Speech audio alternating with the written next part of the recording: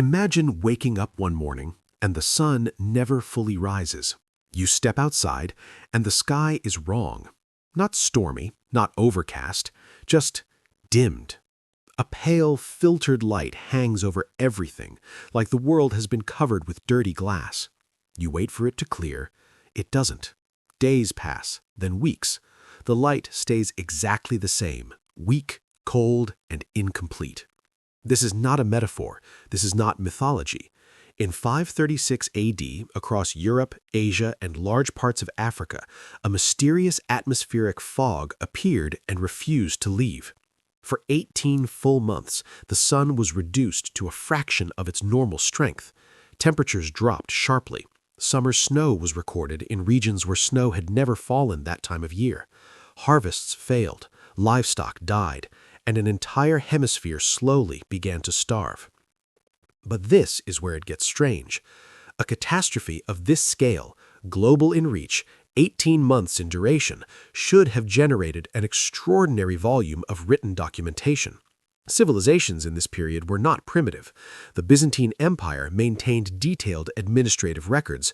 Chinese imperial courts employed dedicated historians. Early Christian monasteries in Ireland and Europe had scribes whose entire purpose was to document events. And yet, when modern historians search for detailed accounts of 536 AD, what they find is almost nothing. Fragments, half-finished entries, chronicles that begin and then stop mid-sentence, as if the writer simply put down the pen and never returned. Imagine walking into a vast archive, shelf after shelf of organized history, and finding one section completely stripped. The brackets are still there. The dust marks on the wood show something once rested there, but the documents themselves are gone. At first, this seems like simple loss. Parchment decays, fires destroy libraries, wars scatter records. That explanation is reasonable on the surface, until you look closer. The gaps in 536 AD don't appear randomly. They appear with unusual consistency across civilizations that had no contact with each other. Byzantine records thin out. Chinese court logs shorten. Irish annals go quiet, all during the same 18-month window. Simultaneous silence across disconnected cultures is not what natural document loss typically looks like. Natural loss is scattered and uneven. This pattern is something else. This raises serious questions that mainstream history hasn't fully answered. Silence in historical terms is almost never accidental. Cultures under pressure write more, not less. Trauma produces testimony. Crisis generates record-keeping. So why, during what modern scientists now describe as possibly the single worst year in recorded human history, did the written world nearly stop watching? Something doesn't fully add up. And the deeper you look, the less the standard explanation seems to cover it. Science does have an answer for 536 AD. Researchers point to a massive volcanic eruption, most likely originating somewhere in Iceland, that sent an enormous volume of ash and sulfur particles into the upper atmosphere in early 536 AD. Once in the stratosphere, these particles spread across the northern hemisphere, forming a reflective barrier between the Earth and the Sun. Scientists call this a volcanic winter. Sunlight gets blocked, temperatures fall, agriculture collapses. It is a well-documented phenomenon, and on the surface, it seems like a clean, logical explanation for everything that followed.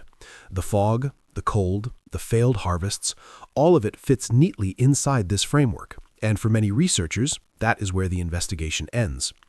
But the physical evidence, while real, tells only part of the story. Ice core samples drilled from deep within the Greenland and Antarctic ice sheets show a sharp spike in sulfate deposits precisely around 536 AD, the chemical fingerprint of a major volcanic event. Tree ring data collected from across Europe, Asia, and North America confirms severely stunted growth during this same window, consistent with prolonged cold and reduced sunlight. The cooling happened. The atmospheric disruption happened. These are not disputed. Picture those ice cores, Cylindrical columns of ancient frozen time pulled from 2 miles beneath the surface, each layer a preserved record of what the atmosphere once contained. The evidence inside them is precise. What it cannot explain, however, is why the human record of this event is so thin. And this is where the explanation starts to fall apart. History gives us a useful comparison. When Mount Vesuvius erupted in 79 AD, the destruction was localized, a single region of southern Italy. And yet, within years, Roman writers had produced detailed, vivid accounts of what happened. Letters, official records, personal testimonies. The documentation was rich and relatively immediate. The 536 AD event affected the entire northern hemisphere. It lasted 18 months. It killed crops from Ireland to China. By any reasonable measure, it should have generated far more written response than Vesuvius, not less. The silence is disproportionate in a way that doesn't fully make sense. Some scholars argue the psychological weight of the event was simply too heavy, that civilizations experienced a collective breakdown too severe for normal record-keeping to continue. Others push back on that directly, noting that Byzantine scribes operated from protected, well-resourced institutions that continued functioning through previous disasters without this kind of documentation gap. Both positions exist. Neither fully resolves the contradiction. The official explanation accounts for the climate. It does not account for the silence, and that gap remains open. When researchers begin assembling the surviving written fragments from 536 AD, something immediately feels off. The pieces exist, scattered across different languages, different empires, different continents, but when placed side by side, the picture they form is incomplete in a way that feels deliberate. Byzantine historian Procopius, one of the most detailed chroniclers of the 6th century, left what is arguably the most direct account. He wrote that the sun produced light without warmth, without brightness, hanging in the sky like a pale imitation of itself, resembling the moon more than the sun. He noted bread prices rising beyond normal reach. He recorded a population gripped by fear. But then, during the deepest months of the crisis, his entries thin out. The detail disappears. What remains are short, careful observations, nothing more. Picture the manuscript itself.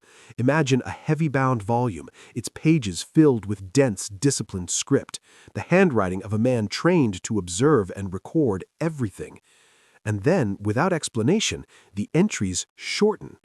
Gaps appear between dates. Weeks pass with no notation, then months. It reads less like a record of events and more like a record with sections quietly removed. Whether those pages were lost, destroyed, or never written at all is something historians cannot confirm. That uncertainty alone is worth noting. Procopius was not an isolated case. In China, imperial court documents from this same period reference unusual yellow dust descending from the sky, followed by severe drought. In Peru, ice core samples extracted from Andean glaciers carry the same sulfate chemical signature found in Greenland.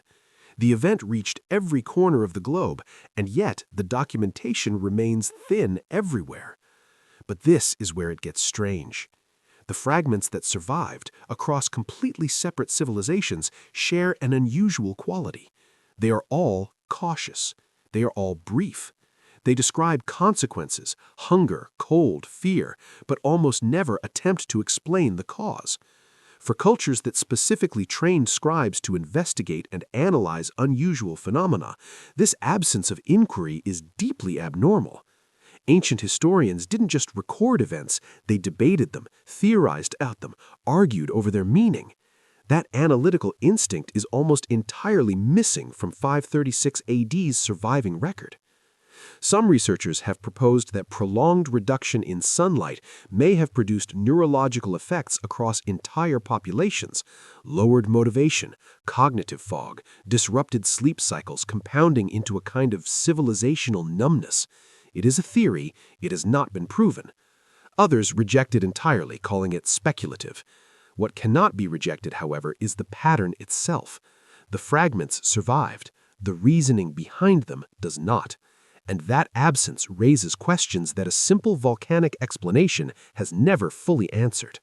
536 AD does not exist in isolation. That is the part of this investigation that tends to get overlooked. When researchers step back from the specific year and examine the surrounding decades, a broader and more unsettling picture begins to form. Within the same 10-year window, ice core data confirms at least two additional major volcanic events, one occurring in 540 AD, another around 547 AD. Each one contributed further ash, further cooling, further disruption to an already fragile world.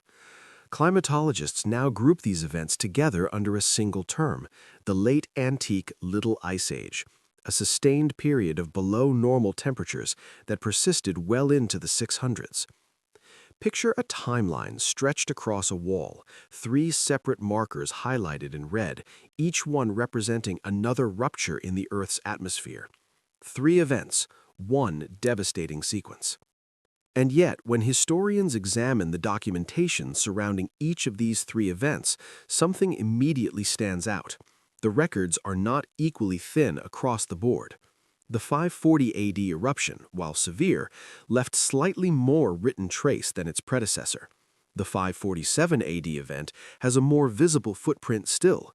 Court records, monastic entries, regional accounts that, while incomplete, at least exist in meaningful quantity.